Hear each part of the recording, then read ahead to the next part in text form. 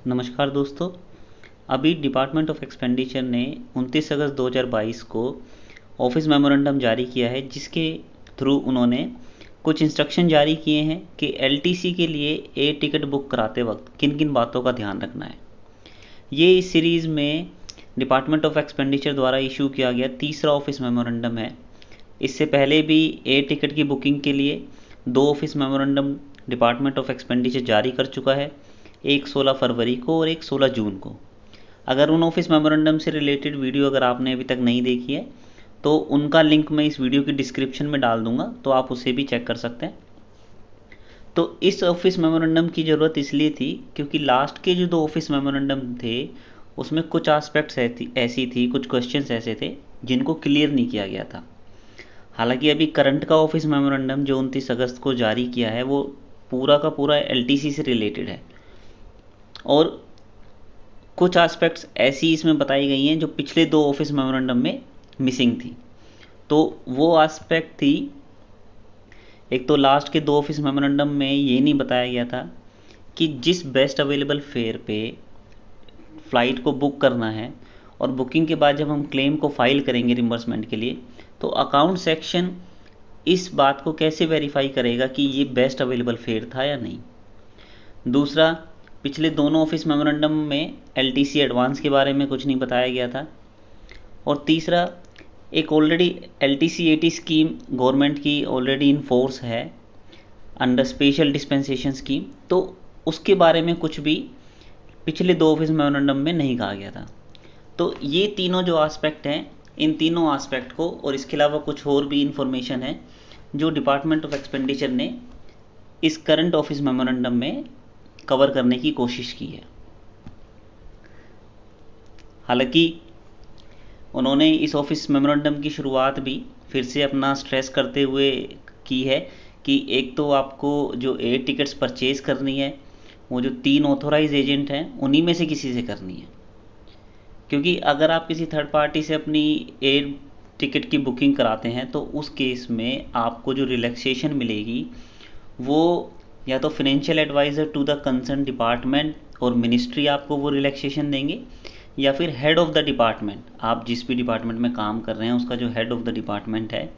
जो joint secretary के designation से के इक्विवेलेंट डेजिग्नेशन से नीचे का नहीं होना चाहिए, वही आपको रिलैक्सेशन दे पाएगा।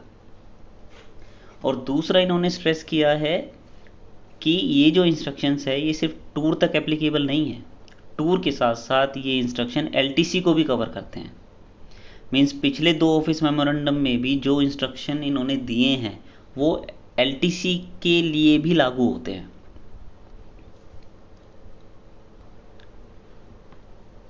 अभी इस ऑफिस मेमोरेंडम के थ्रू जो उन्होंने अभी जानकारी दी है, हालांकि कुछ जानकारी पिछले 2 ऑफिस मेमोरेंडम से ही ली गई हैं जिनको रिपीट किया गया है कि आपको जो बुकिंग करनी है वो प्रेफरेबली 21 दिन पहले करनी है, और आपको अननेसेसरी कैंसिलेशन नहीं करना है, और आपको बुकिंग करने से पहले कंसर्न जो ऑथराइज एजेंट है उसकी साइट पे जाके पहले खुद को रजिस्टर करना है। तो ये सब वो इन्फॉर्मेशन है जो पहले भी 2 ऑफिस मेमोरेंडम में कवर की जा चुकी है, जो डिटेल में कवर की गई थी 16 जून वाले ऑफिस मेमोरेंडम में। और उसके अलावा एलटीसी के रेफरेंस में किन किन बातों का ध्यान रखना है वो यहाँ पे बताया गया है। जैसे हमने बोला था कि लास्ट ऑफिस मेमोरेंडम में बेस्ट अवेलेबल फेयर की वेरिफिकेशन वाला पार्ट छूट गया था। तो अभी इन्होंने क्या किया है कि जब भी आप कोई बुकिंग करा रहे हैं तो बुकिंग कराते वक्त जिस पर्टिकुलर टाइम स्लॉट में आप बुक करा रहे हैं उस वेब पेज का प्रिंट आउट आपको सेव रखना है, ताकि जब आप अपना क्लेम लॉन्च करेंगे रिम्बर्समेंट के लिए तो वो प्रिंट आउट आपको साथ में देना होगा अकाउंट सेक्शन में, या फिर जो भी ऑफिसर है जो उसको वेरीफाई करेगा, ताकि वो देख सके कि रियल मायने में बेस्ट अवेलेबल फेयर था। हालांकि बेस्ट अवेलेबल फेयर की कॉन्सेप्ट क्या है हम एक बार फिर से यहाँ पे एक इलस्ट्रेशन के थ्रू देख लेते हैं। ये तो हमें पहले से पता है कि अपने 16 जून के ऑफिस मेमोरेंडम में ही डिपार्टमेंट ऑफ एक्सपेंडिचर कह चुका है कि जो हमें बुकिंग करानी है वो स्लॉट्स में करानी है। मीन्स उन्होंने पहले से स्लॉट्स को डिफाइन कर दिया है कि 3-3 घंटे के उन्होंने स्लॉट्स दिए हुए हैं, और उन 3 घंटे के स्लॉट में जो भी सबसे मिनिमम फेयर होगा उस मिनिमम फेयर पे अवेलेबल फ़्लाइट को आपको बुक कराना है। जैसे ये जो इलिस्ट्रेशन अभी आप देख सकते हैं अपनी स्क्रीन पे, अगर हम उसके थ्रू इसको समझने की ट्राई करें तो मान लीजिए आप जो बुकिंग करा रहे हैं वो 9 से 12 के स्लॉट में है और आपको स्लॉट में 3 फ्लाइटें दिख रही हैं। एक 9 बजे की फ़्लाइट है जो 7,000 रुपये पे अवेलेबल है, 10 बजे वाली फ़्लाइट 8,000 पे, और एक 11 बजे वाली फ़्लाइट है जो 7,700 रुपये पे है। तो नॉर्मल कोर्स में तो क्या है, हम जो फ़्लाइट बुकिंग कराएंगे वो होनी चाहिए 7,000 वाली, क्योंकि इस पर्टिकुलर टाइम स्लॉट में ये फ़्लाइट सबसे कम रेट पे अवेलेबल है। लेकिन जैसा कि हम 16 जून के ऑफिस मेमोरेंडम में भी देख चुके हैं और इस ऑफिस मेमोरेंडम में भी डिपार्टमेंट ऑफ एक्सपेंडिचर ने बोला है कि आप एक 10% का रिलैक्सेशन ले सकते हैं। मीन्स कि सबसे चीपेस्ट फेयर 7,000 रुपये का है, लेकिन आप इसमें 10% की रिलैक्सेशन ले सकते हैं। कैसे कि अगर कोई flight cheapest fair plus 10% of the cheapest fair इस प्राइस पे भी अवेलेबल है तो आप उस फ़्लाइट को भी बुक करा सकते हैं। जैसे इस केस में क्या है, जो 11 बजे वाली फ़्लाइट है वो चीपेस्ट फेयर से 10% ही ऊपर है, तो आप इस 7,700 रुपये वाली फ़्लाइट को भी बुक करा सकते हैं और आपकी क्लेम को रिजेक्ट नहीं किया जाएगा। तो या तो आप चीपेस्ट वाली बुक कराएं या फिर आप चीपेस्ट प्लस 10% वाली फ़्लाइट को बुक करा सकते हैं। ये मार्जिन आपको दिया गया है। बहुत सारी कंडीशन को ध्यान में रखते हुए कई बार पॉसिबल नहीं हो पाता है कि जो चीपेस्ट वाली फ़्लाइट है उसको हम बुक करा सकें, तो एक 10% का मार्जिन हमें अवेलेबल हो गया है। दूसरा, लेकिन बुक कराते वक्त हमें ये ध्यान रखना है कि जिस भी टाइम स्लॉट में आप बुकिंग करा रहे हैं उसका वेब पेज आपको सेव रखना है या प्रिंट आउट लेके रखना है, ताकि जब आप अपना क्लेम फाइल करेंगे तो वो प्रिंट आउट आपको साथ में सबमिट करना होगा, ताकि वेरिफिकेशन ऑफिसर इस बात की जांच कर सके कि जो बुकिंग आपने, जो फेयर आपने लिया है वो फेयर एज़ पर दी रूल्स है, इन इंस्ट्रक्शन के अकॉर्डिंग ही है कि वो चीपेस्ट था या फिर चीपेस्ट प्लस 10% था। यहाँ पर एक बात और ध्यान रखने की है जिसका रेफरेंस मिलता है 16 जून के ऑफिस मेमोरेंडम में।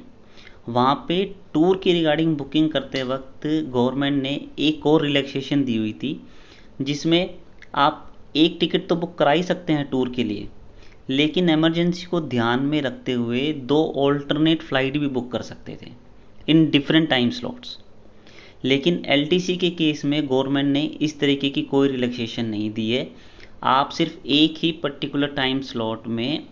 कोई एक ही फ़्लाइट बुक कर सकते हैं, उसके अलावा आपको ये परमिशन नहीं दी है किसी भी गवर्नमेंट एम्प्लॉय को कि वो ऑल्टरनेट फ़्लाइट की भी बुकिंग एक साथ कर ले। इसके बाद हम बात करते हैं एडवांस की। जो लास्ट ऑफिस मेमोरेंडम में जो आस्पेक्ट एक स्किप हो गई थी वो थी एडवांस की। एडवांस के बारे में वहाँ पे कोई भी मेंशन नहीं था, लेकिन एडवांस के बारे में यहाँ पे डिटेल में बोला गया है। अब एडवांस जब एक एम्प्लॉय क्लेम करता है तो एडवांस का जो बेसिस बनता है वो बनता है फेयर, कि जिस फेयर पे आप अपनी एयर टिकट की बुकिंग कराना चाहते हैं उसका 90% तक आपको एडवांस मिल जाता है। लेकिन ये जो फेयर है, जो आपके एडवांस का बेसिस बनता है, ये फेयर अपने आप में एम्प्लॉय के एंटाइटलमेंट पे डिपेंड करता है, और हम बाय एंड लार्ज इस एंटाइटलमेंट को 3 कंडीशंस में डिवाइड कर सकते हैं, जहाँ पे आपका फेयर डिफरेंट होगा और अकॉर्डिंगली आपको एडवांस अलग अमाउंट का मिलेगा। 3 तरीके के एंटाइटलमेंट हैं। जैसे फर्स्ट वन इज़ वो एम्प्लॉयज़ जो अपने नॉर्मल कोर्स में भी जिनको एयर ट्रैवल का एंटाइटलमेंट दिया गया है, जो नॉर्मली भी एयर ट्रैवल करने के लिए एलिजिबल है। दूसरे वो एम्प्लॉयज़ हैं जिनको नॉर्मल कोर्स में एयर ट्रैवल का एंटाइटलमेंट नहीं है। और तीसरा केस उन एम्प्लॉयज़ का बनता है जो नॉर्मल कोर्स में तो एंटाइटल नहीं है, लेकिन स्पेशल डिस्पेंसेशन स्कीम है गवर्नमेंट की, या फिर आप उसको LTC-80 के नाम से भी जान सकते हैं। उस केस में क्या होता है कि जो एम्प्लॉय नॉर्मल कोर्स में एयर ट्रैवल के लिए एंटाइटल नहीं है, उन एम्प्लॉयज़ को भी एक अपॉर्चुनिटी दी जाती है कि आप कुछ स्पेसिफाइड प्लेस पे एयर ट्रैवल कर सकते हैं। इन तीनों केसेस में एम्प्लॉयज़ की एलिजिबिलिटी के अकॉर्डिंग उनको मिलने वाला जो एडवांस है वो डिफ़र करेगा। कैसे जो एंटाइटल्ड एम्प्लॉयज़ हैं उनके लिए कंडीशन ये बोला हुआ है कि अगर आप एलटीसी पर जा रहे हैं तो आपको 30 दिन पहले एडवांस के लिए अप्लाई करना है, और जिस एयर फेयर के अगेंस्ट आप एडवांस के लिए अप्लाई कर रहे हैं उस एयर फेयर का आपको वेब पेज सेव रखना है अपने पास, उसका प्रिंट अपने एप्लीकेशन के साथ आपको अटैच करना है। तो एक केस तो ये हो गया जो बहुत ज़्यादा सिंपल है, इसमें कुछ ज़्यादा कॉम्प्लेक्सिटी नहीं है। दूसरा केस क्या है, नॉन एंटाइटल्ड एम्प्लॉयज़ का। चूँकि नॉन एंटाइटल्ड एम्प्लॉयज़ को एयर ट्रैवल का एंटाइटलमेंट है ही नहीं, तो अगर वो एयर टिकट को बुक कराते भी हैं तो उनको जो एडवांस मिलेगा वो उनके एक्चुअल एंटाइटलमेंट के हिसाब से मिलेगा। जैसे अगर वो एयर ट्रैवल के लिए एंटाइटल नहीं है तो वो बस या रेल के थ्रू जर्नी करने के लिए एंटाइटल्ड होंगे, तो उस पर्टिकुलर रूट पे, जिस रूट पे उन्होंने फ़्लाइट बुक की है, उस रूट पे उनकी ट्रेन की या बस की एंटाइटलमेंट क्या बनती,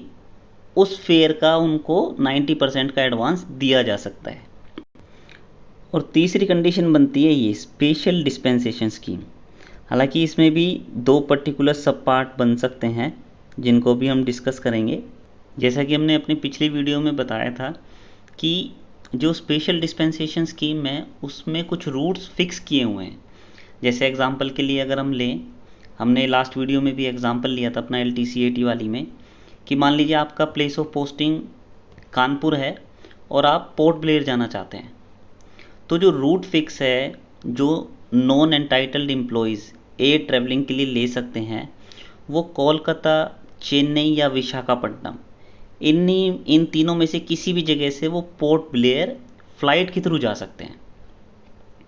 और कानपुर से इन तीनों जगह पे जाने के लिए उनको अपना ट्रेन या बस का एंटाइटलमेंट होगा जो उनका नॉर्मल कोर्स में एंटाइटलमेंट होता है। तो इस केस में उनको एडवांस किस फेयर का मिलेगा, एक हिस्सा बनेगा उनका रेल या फिर बस वाला, जो कानपुर से वो विशाखापट्टनम, चेन्नई या कोलकाता तक जाएंगे, प्लस वहाँ से आगे का एयर फेयर। इन दोनों को मिला के जो फेयर निकल के आएगा उसका 90% उनको LTC का एडवांस दिया जा सकता है। और एक दूसरा केस जो इसमें बनता है, कई बार क्या होता है जो नॉन एंटाइटल्ड एम्प्लॉयज़ होते हैं वो इस स्कीम में क्या करते हैं, डायरेक्टली अपने प्लेस ऑफ पोस्टिंग से एयर टिकट का बुकिंग करा लेते हैं। और जैसे इस केस में जो एम्प्लॉय कानपुर में पोस्टेड है वो डायरेक्टली अपना कानपुर से पोर्ट ब्लेयर की टिकट बुक करा के एयर फ्लाइट के लिए चला जाता है। तो उस केस में किस फेयर के अगेंस्ट उसको एडवांस मिलेगा, उस केस में एडवांस देते हुए हमें फिर से उसका एक्चुअल एंटाइटलमेंट का जो रूट है उसी के हिसाब से उसको एडवांस देना है। जैसे चाहे वो बेशक उसने फ़्लाइट कानपुर से पोर्ट ब्लेयर ली है, लेकिन हम जो फेयर देखेंगे एडवांस देने के लिए वो कानपुर से, सपोज़ वो कोलकाता जाता है तो ये वाला रेल या बस का, और उससे आगे का पोर्ट ब्लेयर का एयर फेयर। लेकिन ये एयर फेयर हमें पता कैसे चलेगा, तो इसके लिए गवर्नमेंट ने क्या इंस्ट्रक्शन दिया है कि बेशक आप अपने प्लेस ऑफ पोस्टिंग से डायरेक्टली फ्लाई कर रहे हैं अपने डेस्टिनेशन पे, लेकिन आपको वो वेब पेज भी सेव रखना है जो इस केस में कोलकाता से पोर्ट ब्लेयर के बीच का एयर फेयर दिखाएगा, ताकि एडवांस देते वक्त वेरिफिकेशन करने वाला ऑफिसर इस बात को जान सके कि उस दिन कौन सा फेयर एप्लीकेबल था आपके एंटाइटल्ड रूट पे। जैसे फिर से मैं इसे दोहरा देता हूँ, वो कानपुर से कोलकाता जाते हैं और वहाँ से पोर्ट ब्लेयर। एम्प्लॉय क्या कर रहा है, डायरेक्टली कोलकाता से पोर्ट ब्लेयर जा रहा है फ़्लाइट के थ्रू। तो हमें क्या देखना है, कानपुर से कोलकाता का उसका ट्रेन या बस का जिसके लिए वो एंटाइटल्ड है उसका क्या फेयर है, और वहाँ से आगे उसका एयर फेयर क्या है। इस एयर फेयर को हम कैसे जानेंगे, इसके लिए एम्प्लॉय को ऑब्लिगेशन दिया गया है कि चाहे वो बुकिंग डायरेक्ट कानपुर से पोर्ट ब्लेयर की करा रहा है, लेकिन उसको वो वेब पेज भी सेव रखना है जहाँ पर कोलकाता से पोर्ट ब्लेयर का फेयर मेंशन हो, ताकि उस फेयर को ध्यान में रखते हुए उसको एलटीसी का एडवांस दिया जा सके। और इस वेब पेज को सेव करते हुए भी एम्प्लॉय को ये ध्यान रखना है कि आपको उसी टाइम स्लॉट का वेब पेज सेव करना है जिस टाइम स्लॉट में आपने डायरेक्ट फ़्लाइट बुकिंग कराई है। मीन्स मान लीजिए आपने 9 से 12 के स्लॉट में कानपुर से पोर्ट ब्लेयर की फ़्लाइट बुक कराई है, तो 9 से 12 के स्लॉट में ही आपको कोलकाता से पोर्ट ब्लेयर की फ़्लाइट का भी वेब पेज सेव रखना होगा। क्योंकि हमने ऑलरेडी ये डिस्कस कर लिया है कि एडवांस के लिए बेस फेयर कैसे डिसाइड होगा, तो जब रिम्बर्समेंट का टाइम आएगा तो रिम्बर्समेंट भी हम उसी फेयर के अकॉर्डिंग उनको एम्प्लॉयज़ को करेंगे कि वो किस कैटेगरी में फॉल करता है, एंटाइटल्ड एम्प्लॉई है, नॉन एंटाइटल्ड एम्प्लॉई है, या फिर वो LTC-AT या स्पेशल डिस्पेंसेशन स्कीम के अंडर LTC गया है। इसके बाद अभी भी कुछ पॉइंट ऐसे हैं जो मुझे लगता है कि कुछ फर्दर क्लैरिफिकेशन जिनमें आने वाले टाइम में आ सकती है। जैसे ये पॉइंट एक है कि स्पेशल डिस्पेंसेशन स्कीम में LTC-AT फेयर एप्लीकेबल होता है, लेकिन 29 अगस्त के इस करंट ऑफिस मेमोरेंडम में जो एडवांस का अमाउंट दिया जा रहा है वो LTC-AT फेयर के अगेंस्ट ना दे के बुकिंग फेयर के अगेंस्ट दिया जा रहा है। तो हो सकता है आने वाले टाइम में उसमें कोई क्लैरिफिकेशन आ जाए कि भाई दोनों में से जो भी फेयर कम होगा उसका आपको एडवांस देते वक्त उस फेयर को, मिनिमम फेयर को आपको ध्यान में रखना है। दूसरी जो क्लैरिफिकेशन मुझे लगती है आ सकती है आने वाले टाइम में, अगर हम ध्यान से देखें तो करंट ऑफिस मेमोरेंडम में एडवांस के लिए जो 30 दिनों की लिमिट दी गई है वो उन एम्प्लॉयज़ के रिस्पेक्ट में बात करते हुए बोला गया है जो अपने नॉर्मल कोर्स में भी एयर ट्रेवल के लिए एंटाइटल्ड है। लेकिन ये क्लियर नहीं हो पा रहा है कि ये 30 दिन की टाइम लिमिट उन एम्प्लॉयज़ के लिए भी अवेलेबल है जो बाकी 2 तरीक़ों से अपनी LTC अवेल करते हैं। मीन्स एक तो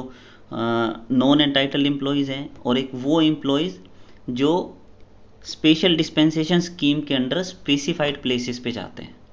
तो क्या ये एडवांस अवेल करने की 30 दिनों की लिमिट उन पे भी अप्लाई होगी या नहीं होगी? तो इसके साथ मुझे लगता है कि हमने इस करंट ऑफिस मेमोरेंडम के ये जो 29 अगस्त 2022 को अभी डिपार्टमेंट ऑफ एक्सपेंडिचर ने जारी किया है उसके जितने भी इम्पोर्टेंट पॉइंट्स हैं जो या तो आपको बुकिंग कराते वक्त ध्यान रखने हैं या फिर क्लेम को पास करते वक्त ध्यान रखने हैं, वो सब हमने डिस्कस कर लिए हैं। एक बार फिर मैं आपको सजेस्ट करूंगा कि इससे पहले के भी जो 2 ऑफिस मेमोरेंडम जारी किए थे उसके बारे में भी वीडियो हम पहले बना चुके हैं, तो उनके लिंक मैंने डिस्क्रिप्शन में डाले हुए हैं, तो वो भी आप एक बार चेक कर लीजिएगा ताकि एक कॉन्टीन्यूटी बनी रहे। इस साल में 3 ऑफिस मेमोरेंडम जारी किए हैं और तीनों की रिगार्डिंग मैं वीडियो बना चुका हूँ। तीनों को देखने से आप अच्छे से तीनों में जो भी इंस्ट्रक्शन दिए हुए हैं उनको रिलेट कर पाएंगे। तो इसके आगे भी अगर किसी तरीके की क्लैरिफिकेशन डिपार्टमेंट ऑफ एक्सपेंडिचर जारी करता है तो मैं उसको भी अपनी वीडियो में कवर करूँगा। तब तक के लिए अपना ध्यान रखिए। आपसे अलविदा लेता हूँ। धन्यवाद।